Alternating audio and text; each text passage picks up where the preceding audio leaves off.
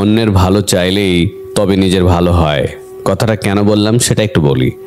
ঘটনাটা আজকের।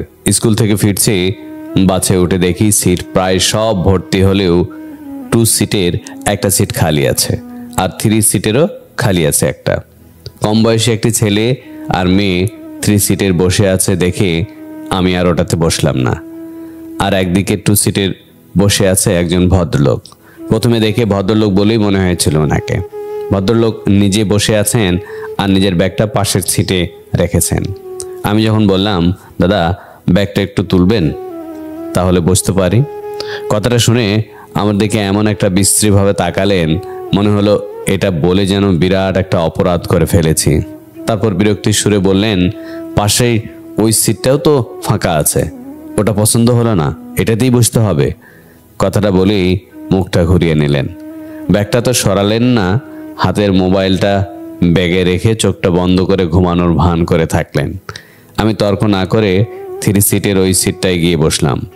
আমার পাশে বসে অল্প বয়সী ছেলে মেয়ে দুটি। ওরা তখন নিজেদের মধ্যে গল্প করছে।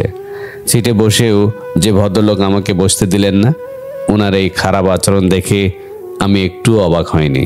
যাই হোক, বাস চলতে শুরু করেছে তখন। এরপর শুরু হলো বৃষ্টি। বৃষ্টি মানে সে মুষলধারে বৃষ্টি। আজ এমনিতেই সকাল থেকে ওয়েদার খারাপ ছিল। কিছুক্ষণ পরের স্টপেজে আসতেই একটি কম বয়সী ছেলে তখন বাসে উঠল। ছেলেটি একেবারে ভিজে একাকার, মনে হয় যেন জলে ডুব দিয়ে উঠে এসেছে। তারপরে দৃশ্যটি ছিল দেখার মতো। ছেলেটি বাসে উঠেই এপাশ ওপাশ তাকিয়ে ওই ভদ্রলোকের কাছে এসে বলল, এই যে দাদা, ব্যাগটা তুলুন, বসবো। দাদা তখন মুখখানা বাংলা পেঁচার মতো করে উঠে বলল, এ কি, তুমি তো ভিজে গেছো, কিভাবে বসবে? ভিজে তো গেছে, কি হয়েছে? বাসে কি কোথাও লেখা আছে ভিজেছি বলে বসতে পারবো না? আর কিভাবে বসবো সেটা আপনাকে বলতে হবে নাকি? ভদ্রলোক আমার মুখের দিকে তাকিয়েছে একবার, মুখখানি তো করুণ অবস্থা। তারপর ব্যাগটা কোলের উপর নিয়ে জানালার দিকে সরে গেলেন। ভিজে জামা প্যান্ট নিয়ে ওই অবস্থায় ছেলেটি ওনার পাশে বসলো।